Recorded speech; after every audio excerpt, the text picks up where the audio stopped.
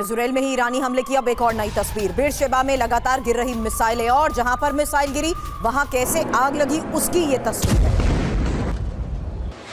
Missile गिरते ही जोरदार धमाका और उसके बाद लगी ये आग।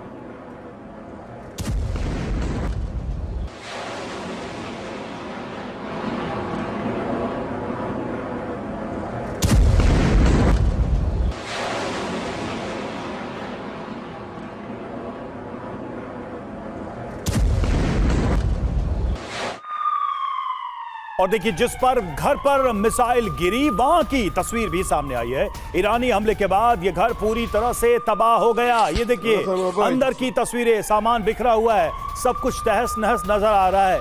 ईरान ने बैलिस्टिक मिसाइल से हमला किया और इस मकान को नुकसान पहुंचा है इस हमले में। तो ये बाहर से हम तस्वीरें आप दिखा रहे हैं जिस बिल्डिंग को नुकसान पहुंचा है। अंदर की भी तस्वीरें आपने देखी किस तरह से अंदर भी मकानों को नुकसान पहुंचा है। खासकर जो ये मल्टी स्टोरीज बिल्डिंग या अपार्टमेंट्स हैं, इनको जबरदस्त क्षति पहुंची है बेरशेबा पर हमले के बाद, इजराइल पर हमले के बाद ये तस्वीरें सामने आई।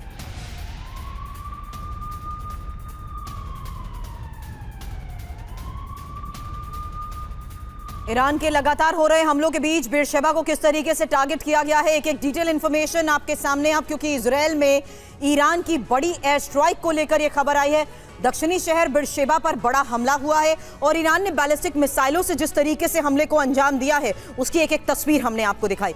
रिहायशी इलाके इसकी चपेट में आए, रिहायशी इलाकों में मिसाइलें अटैक हुए हैं और मिसाइल अटैक हुए हैं। ईरानी हमले से बेरशेबा में भारी तबाही और इस बीच कई लोगों की मौत की खबर है, जबकि 30 से ज्यादा लोग घायल बताए जा रहे हैं। और इस बारे में लगातार तस्वीरों के साथ बड़े पैनल के साथ हम कर रहे हैं चर्चा। Major general retired Ashwini Srivastava रक्षा विशेषज्ञ के तौर पर स्टूडियो में हमारे साथ है, कैप्टन सिकंदर रिजवी रक्षा विशेषज्ञ, नेवी कमांडर राजीव सरदाना रक्षा विशेषज्ञ और विदेश मामलों के जानकार प्रोफेसर सतीश है इस वक्त हमारे साथ। कैप्टन रिजवी, सबसे पहला सवाल उसी लिहाज से क्योंकि सीज फायर का ऐलान, लेकिन जिस तरीके से एग्रेसिवली ईरान इस वक्त हमलों को अंजाम देते हुए बेरशेबा एक और रिहायशी इलाके को टारगेट कर रहा है, उससे साफ है कि उसने सीज फायर को पूरी तरीके से खारिज कर दिया है।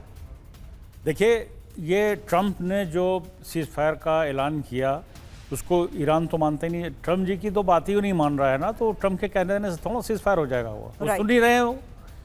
और ट्रंप साहब की तो कोई वैल्यू नहीं रही है ना उनकी बात की। सुबह कुछ कहते हैं, शाम कुछ कहते हैं, अपनी मर्जी से उन्होंने कह दिया साहब वो जो है सीज फायर हो गया। उनके फॉरेन मिनिस्टर का जवाब आ गया कि हम मानते ही नहीं है और उन्हें हमले कर रहे हैं, लगातार कर रहे हैं। भी इजराइल ने भी हमला कर दिया, ईरान के तेहरान के ऊपर कर दिया, दोनों लड़ रहे हैं आपस में। ऐसे थोड़ा सीज फायर होता है। मैंने अभी थोड़ी देर पहले ही बात कही थी कि सीज फायर हो सकता है अगर इसके अंदर जो है प्रिंस सलमान हो गए, आपके पुतिन साहब हो गए, या जिनपिंग हो गए, अगर ये लोग अगर आ गए, चाइनीज़ और रशियन और ये सऊदी अरेबियन, ये बात अगर करें तो शायद ये सीज फायर हो सकता है। ईरान भी मान जाएगा इनकी बात को, लेकिन ट्रंप चाहते नहीं, क्योंकि ट्रंप को तो बम्बार्डमेंट तो कर दिया। अब नोबेल प्राइज़ का वादा कर गए मुनीर उनको दिलाने के लिए, तो वो फिर से एक नया शगुफा छोड़ दिया। तो आप इन लोगों से आपस में बात करें ना, लड़ने को तैयार बैठे हैं। कहाँ ये लोग करेंगे, ये नहीं मानेंगे ये सीज फायर को। ट्रंप साहब की तो बात ही नहीं मानते हैं, उनका फनी हो गई उनकी बातें, बहुत हल्की बात कर रहे हैं। वो लड़ रहे हैं ये लोग आपस में, देख ले। लेकिन वो कि उनका नज़र जो है वो है नोबेल प्राइज़ पे, तो फिर से हम शुरू करें। और 2 दिन के बाद फिर बम्बार्डमेंट भी अमेरिका करेगा ईरान पे, 100% होगा, देख लिएगा बम्बार्डमेंट होगा।